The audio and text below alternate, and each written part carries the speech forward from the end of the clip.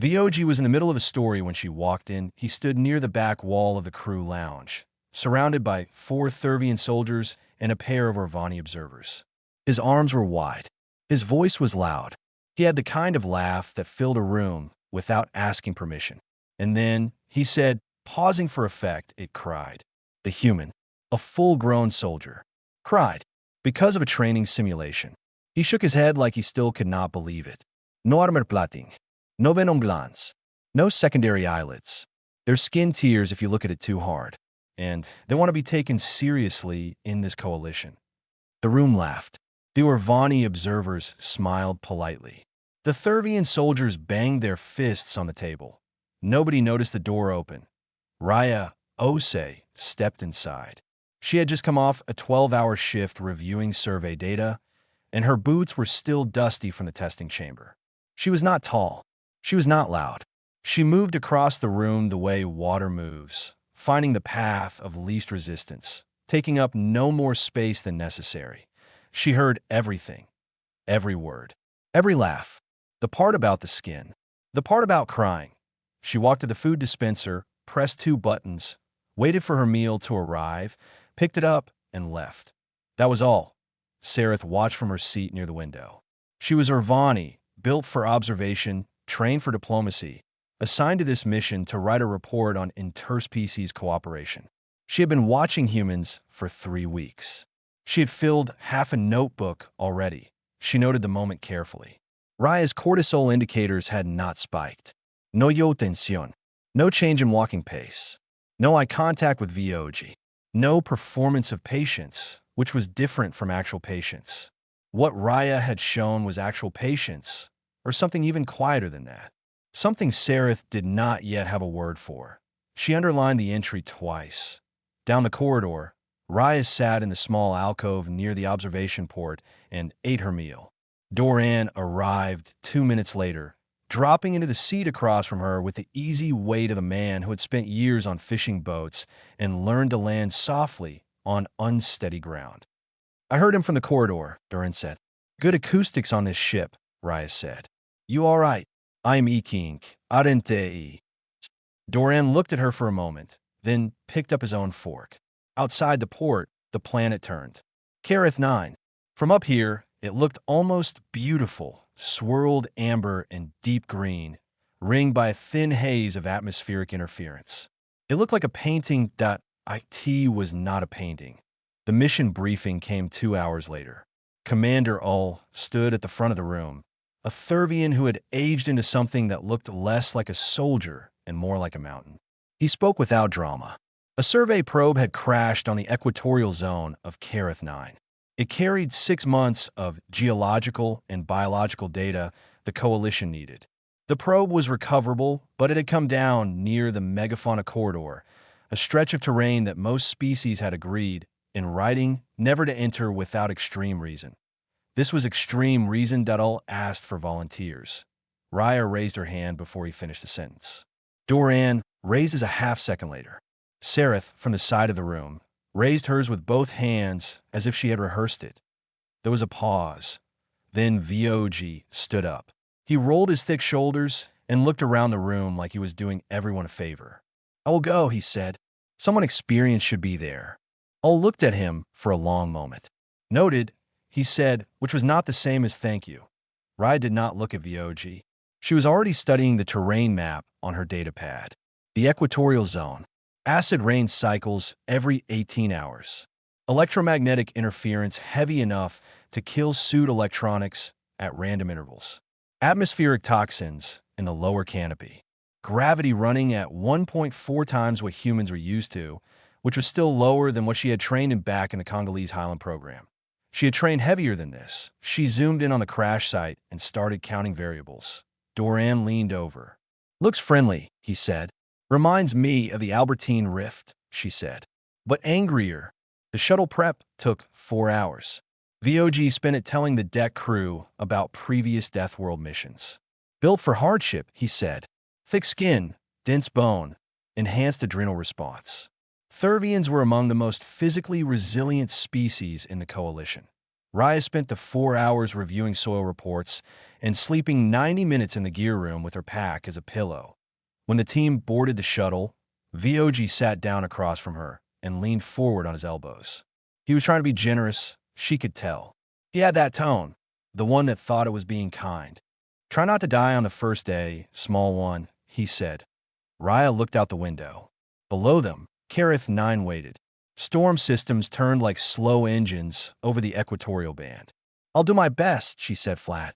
Calm, like she was commenting on the temperature. VOG sat back. He was not sure why that answer bothered him. It should have been funny. He had expected nervous laughter, or a forced smile, or some small show of confidence covering fear. There was nothing to cover. There was just Raya, watching the planet, already working through something in her head that he was not part of. The shuttle dropped into the atmosphere. Nobody said a word. The ramp was still lowering when the trilene moved. Not wind. Not settling branches. Something in there had heard the shuttle land and decided to come see what arrived. The clearing was 60 meters across, ringed by growth so dense it looked like a wall. The air smelled of metal and wet soil and something underneath both of those things that did not have a name yet. VOG had his weapon up before the ramp touched ground. Raya put her hand out flat, fingers spread. Wait, she said. There's something in those trees, VOG said. I know. Then we should wait, she said again. He waited, but he did not lower the weapon. Sarah stood very still behind both of them. Doran had moved to the right, giving himself a clear angle and a clear exit, without being told to. The thing at the trilene stepped into the edge of the clearing. 0.6 limbs. Armored down the spine, with overlapping ridges that caught the pale light. Head low, neck forward, eyes fixed on the shuttle. It was large enough that VOG felt a shift in his own threat assessment and had to consciously push it back down. It did not charge. It held the edge and watched them. Raya watched it back. Her weight shifted to her back foot, which made her slightly smaller, slightly less angular. She dropped her chin. She breathed slowly and let the exhale be visible. Not from nerves, but on purpose. The creature's neck came up a fraction. Its posture changed. Still tense, but pointed differently now. Less at them and more at the shuttle. 30 seconds. IT made a sound low in its chest. 3 short pulses and walked back into the trees. VOG lowered his weapon slowly. He looked at Raya. What did you do? Territorial warning. Not a hunt posture, she said, already moving toward the terrain ahead. It didn't want to fight. It wanted us to know we were in its space. She stepped over a root without looking down. We acknowledged it. How did you know that? Leopards do the same thing. He followed her, not because he was ready to, but because she was already moving and he was not going to be the one left standing in the clearing. The terrain toward the crash site was bad in the specific way that living terrain is bad. Not broken, not blasted, just relentlessly itself. The ground had a give to it that felt wrong underfoot, slightly too soft in patches, hard and sudden in others. The lower canopy filtered the light into a dull, greenish haze. Acid rain had started 40 minutes in, thin and steady, pitting the exposed metal on VOG's suit and doing nothing to the human's coatings because those had been rated for this. That VOG's suit systems began to stutter around the 3rd kilometer. His terrain map flickered. His elevation reader died completely. Navigation is down, he said. Doran reached into a side pouch and pulled out a small folded card. A physical map, hand-annotated, updated from the survey data before they landed. He had done this before boarding. He oriented it, looked at the ridge line, looked at the card, and said, 2 degrees left. Keep the ridge on our right. You're using paper, VOG said. Electronics glitch, Doran said, already walking. Paper doesn't. Sareth made a note. They pushed on. The weight of the gravity made itself known in the legs first, then the lower back, then behind the eyes in a specific kind of pressure that was easy to ignore for the first hour and harder to ignore after that. VOG said nothing about it. Raya said nothing about it. Doran hummed a song from somewhere very far away and watched the ground. The sinkhole opened without warning.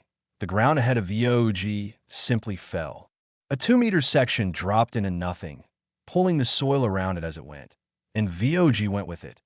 one foot catching air, his full weight tipping forward, the edge crumbling under his hands as he tried to catch himself. Raya's hand closed around his forearm. She planted her back foot, locked her shoulder, and held. His weight pulled at her arm like a hook. She did not move. She did not make a sound. VOG scrambled, found purchase on a root, and pushed himself up and back on his solid ground. He landed hard on one knee and stayed there for a moment. He looked at her hand, still extended. He looked at her. She weighed perhaps 90 kilograms. His suit alone weighed 120. How? He said that it was not quite a question, more like a word that had fallen out of him on its own. Dead hang training, she said.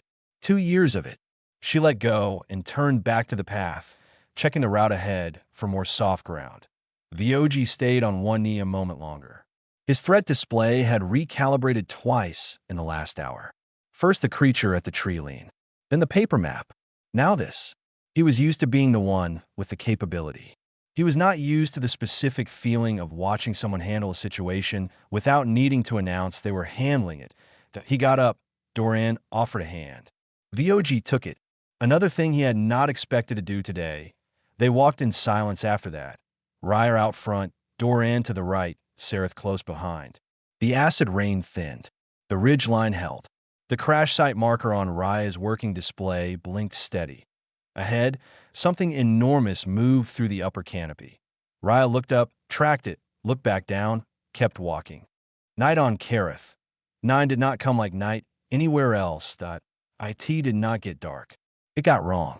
The bioluminescent spores that lived in the upper soil released at sundown, drifting upward in slow clouds, lighting the air with a cold blue-green glow that was beautiful in the way that dangerous things sometimes are.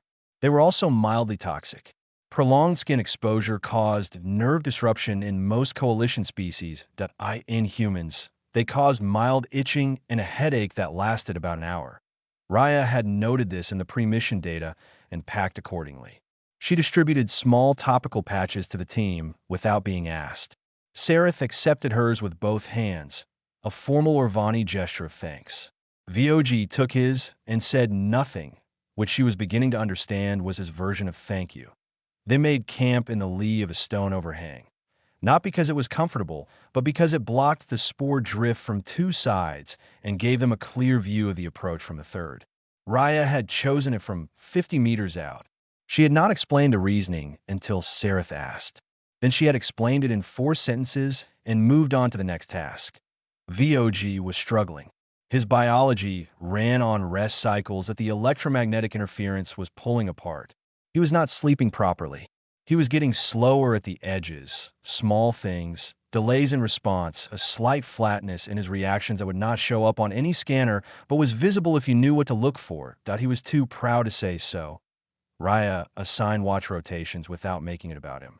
She gave him the second shift, which was the easiest, and gave herself the third, which ran from the deepest part of the night until the first light. VOG did not comment on the assignment. He took it and rested when he could. Sareth sat beside Raya during the quiet hour before the first watch changed. The spores drifted past them in slow silence. "Tell me about your planet," Sareth said. Raya thought for a moment. "Where do you want me to start?" "Start with what it feels like to live there." Raya looked at the drifting light. "You grow up learning what's going to try to kill you," she said. "Not in a lesson, just by being there. Some places it's the cold. Some places it's the wet season. Some places it's the animals. Most places it's more than one thing at once." She paused. "And you just keep going because everyone around you is keeping going, so that's what going is." Sareth wrote something down. Doran had been listening from across the camp. He added, without looking up from his hands, "We built cities in flood zones, on fault lines, in deserts, on the sides of volcanoes. And then we named them and we stayed." "Were you not afraid?" Sareth asked. Doran thought about it properly. "Sure, but afraid is just information. It tells you something is real. It doesn't tell you to stop." Sareth sat with that. The attack came 3 hours later. Not one creature.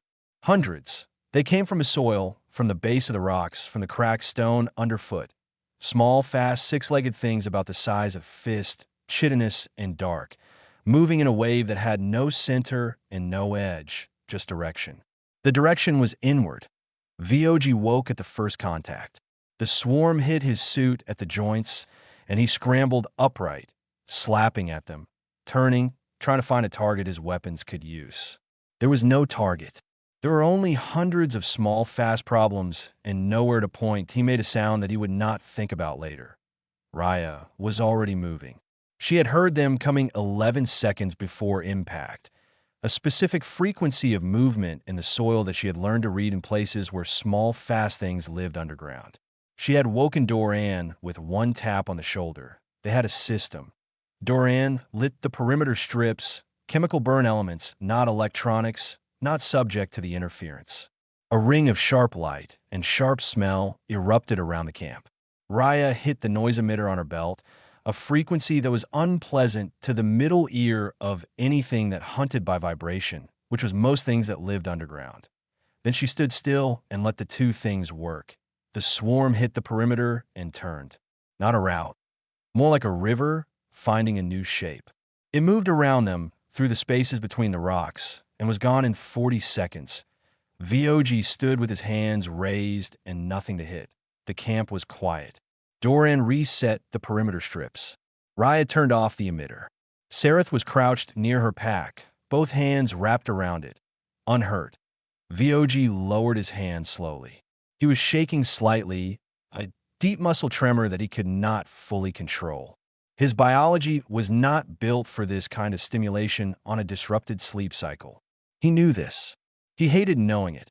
Raya reached in her kit and held something out to him, a flat square. Wrapped in foil. Eat something, she said.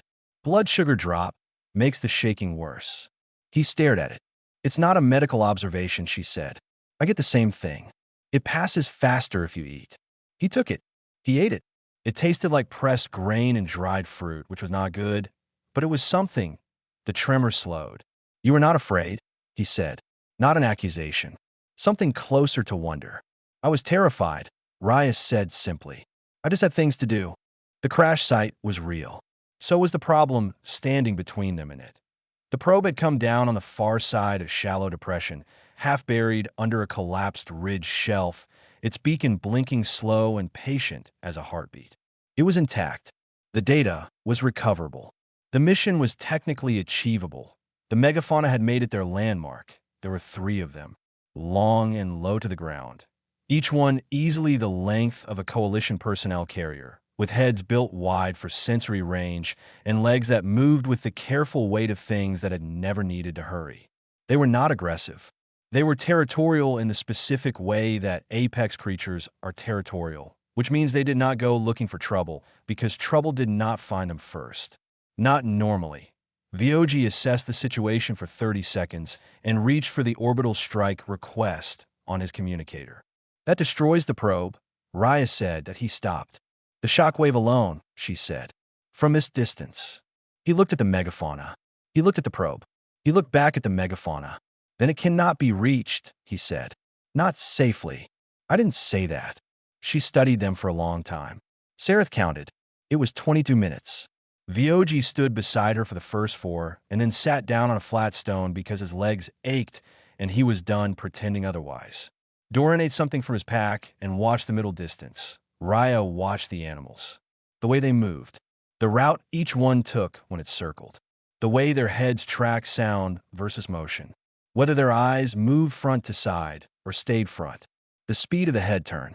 The distance at which the nearest one reacted to a bird passing overhead. She had grown up in highland country where large animals and people occupied the same ground and learned to exist without constant collision. You learn the rules. You learn to read when you were being seen as a threat and when you were being seen as furniture. It was not complicated. It required only that you pay attention and be willing to move slowly enough for the rules to apply. I'm going in alone, she said. No, VOG said. The footprint needs to be small. One person moving slowly reads differently than a group. She looked at him. You know this is right. He didn't know it. He did not like it. Doran covers from the East Rock, she said. You stay here with Sareth and keep the communicator open. If I stop moving for more than 8 minutes and I haven't checked in, then you call the strike and we lose the data. She looked at him steadily. But I won't stop moving. She went. Dorian moved to the east rock without a word, settled in, and held his position. VOG watched from the ridge. Sarah stopped writing and just watched. Raya entered the depression at a low angle, weight forward, steps spaced and slow. She moved along the far edge of the animal's range first, not toward the probe, establishing herself as something that was simply there. Not approaching, not threatening, not prey, just present. The nearest one tracked her with its left eye for 40 seconds. Then it looked away. She moved closer to IT took time. The kind of time that pulled at the nerves differently than action did. Action was hard on the body. This was hard on everything else. At the 4-minute mark, she reached the probe. The extraction took 6 minutes. The probe was half buried, and the soil around it was soft with recent collapse. She worked by feel, keeping her movements small and even, not fighting the ground, finding what was loose and moving it first before pulling at what wasn't.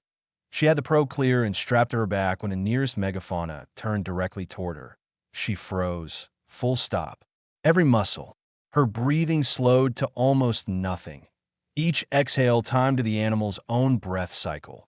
A trick she had learned from a field guide to staying alive around things that notice heartbeats 0.4 minutes and 30 seconds. The animal turned away. She walked out. She cleared the depression and was 50 meters away before the gash on her forearm became something she could feel properly. The edge of the collapsed shelf had caught her on the way back up. Not deep, not clean either. She held the arm against her side and kept walking until she reached the group. Doran saw it first. He had a kit open before she sat down. VOG watched him work. He watched Raya sit still while the gash was cleaned and dressed. She did not make a sound. She helped tighten the wrap at the end because Doran needed 2 hands for the last knot, and she offered her own without being asked. VOG was quiet for a long time. Then he said, "On my world, they tell stories about warriors who feel no fear. We think is a gift, something you are either born with or not." Raya pulled the sleeve back down over the bandage. "It's not a gift," she said. "We just grew up somewhere that didn't give us a choice." She checked the probe's beacon, still blinking. Data intact. She stood up, adjusted the strap, and looked at the path back to the extraction point. "We have about 4 hours of good weather left," she said. "We should move." They moved. The storm did not wait for them. The IT had been forecast to arrive in 6 hours. It arrived in 2. The sky over Kareth. 9 did not build up to it. One moment the air was heavy and still, and the next the electromagnetic field overhead cracked open, and the wind came through the gap with everything it had. VOG's suit failed completely at the first pulse. Not partial failure. Not flickering displays or dropped readings. Full shutdown. His environmental shielding, his temperature regulation, his heads-up data, all of it gone. He was standing in near-native conditions on a Deathworld in gear that had become dead weight, and he felt it land on him. Not physically, but somewhere deeper, the specific weight of being helpless in a place that was designed to kill things. He had read about this feeling. He had not understood the reading. Raya made the call immediately. Her voice did not change to do it. "We move now.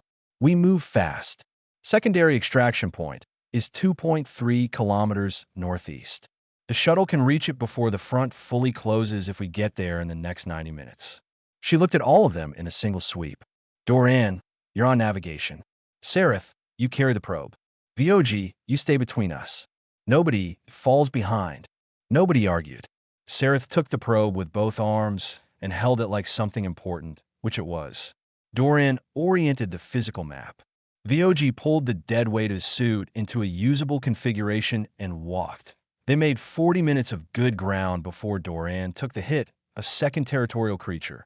Different species from the one at the landing site, smaller and faster, drawn out by the storm's pressure changes, came out of the rock shelf on the left. It struck glancing, not a full predatory hit, more of a collision driven by panic and the creature's own attempt to flee the weather. But it caught Doran across the back and shoulder with enough force to put him on the ground. He was up in 4 seconds. He said the word he always said when something hurt. Then he tried to take a step and found that his right side was not cooperating properly. Raya was there before he finished his assessment. She got his arm over her shoulder. She looked at VOG. VOG, without being asked, moved to Doran's other side and took the weight. For a moment, they just stood there, Raya on one side, VOG on the other, and then they started walking. Raya had not thanked him for doing it, and she did not now. She had expected it. VOG felt that the way she had simply assumed he would be useful, and it landed differently than being asked, that he matched her pace. He adjusted when the ground changed. He did not complain. They covered the next kilometer like this, moving through the leading edge of the storm, the wind coming in sideways now, the temperature dropping in sharp steps. Without his suit regulation, VOG felt the cold the way his species felt the cold, which was badly. His hands stiffened. His movements slowed at the joints. He kept walking. Sareth kept up. She was not built for this either. Orvani were diplomatic species, trained for meeting rooms and data review, not emergency extraction across hostile terrain. Her legs were shorter. Her pack was dense. Every step was work. She said nothing. She looked at the ground ahead, and she kept moving to the 40-minute mark. In the hardest stretch, VOG stumbled. His right knee hit the ground. The cold and the suit weight and the sleep disruption had stacked up into something that finally won a moment against his discipline. He caught himself with one hand. He looked up. Raya was watching him, not with pity, not with the careful face people make when they're deciding whether to say something. She held out her hand. He took it. She hauled, and he pushed, and he was standing again. She released his hand and turned back to the path before he could say anything, which was good because he did not know what he would have said. They reached the extraction point with 11 minutes to spare. The shuttle descended through the storm edge, wobbling, its landing struts finding the ground on the second try. The ramp dropped. All four of them walked on. Raya was last. She checked behind them out of habit, clearing the ground, making sure no one was still out there, before she stepped inside. The ramp closed. The warmth hit immediately. Doran sat down on the bench and listed sideways. He did not fall. He just occupied less vertical space than before. Sareth set the probe down carefully in the equipment bay and then sat on the floor beside it, because there was nothing wrong with sitting on the floor. VOG found a wall and stood against it. His hands were still stiff. The warmth was working on them slowly. He looked at Raya. She was going through the standard post-extraction check, sealing the probe data, confirming the mission record, doing the small, quiet work that got done because it had to get done regardless of how the body felt. He tried to find a version of her he had told the story about in the crew lounge. The soft one. The one without armor or enhancement or anything worth taking seriously. He could not locate it anymore, but he was not sure it had ever been real. Sarah sat on the floor with her notebook. She wrote one line and circled it. Outside, Kareth. 9 continued. It stormed. IT did not notice them leaving. The medical bay was too bright. Doran said this 3 times in the first 5 minutes, with increasing specificity.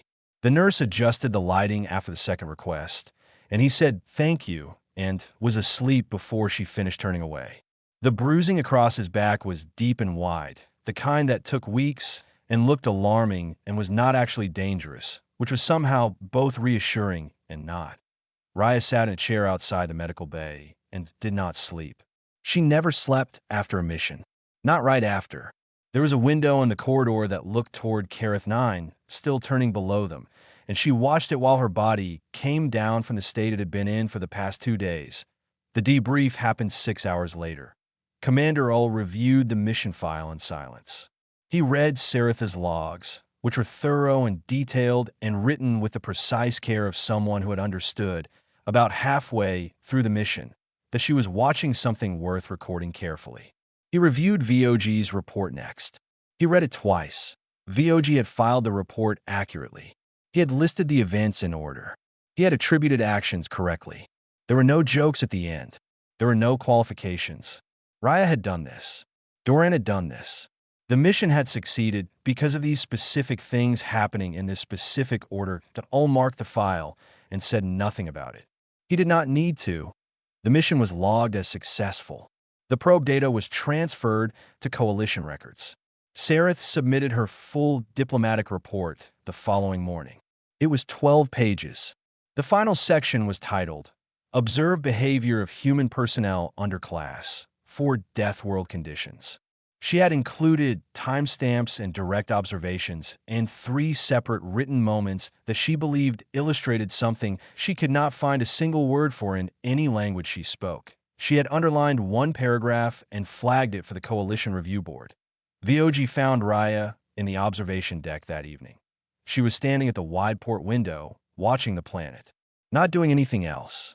Just watching it, the way you watch something you want to understand and know you probably won't fully, but keep looking anyway. VOG stood beside her. He did not say anything immediately. He was not good at opening conversations that required him to be honest about something uncomfortable. He stood there for a while, working up to it. "I called your species fragile," he said, in the crew lounge. "Before the mission." "I know," she said. "You heard." "Yes." A pause. "I was not wrong," he said. "About the biology. No armor. No venom. Limited sensory range. Short lives. By every physical measure, you are fragile," she said. "Yes." "So I do not understand," he said. "That is what I'm trying to say. I do not understand how those two things exist at the same time. What you are and what you do. They do not connect." Raya looked at the planet for a moment before she answered. "Fragile things break," she said, "but they break after they finish." VOG turned that over. He was quiet for a long time. "My grandmother," Raya said, "survived a famine, then a flood, then a cancer that the doctors said was too far along to treat. She argued with the doctors.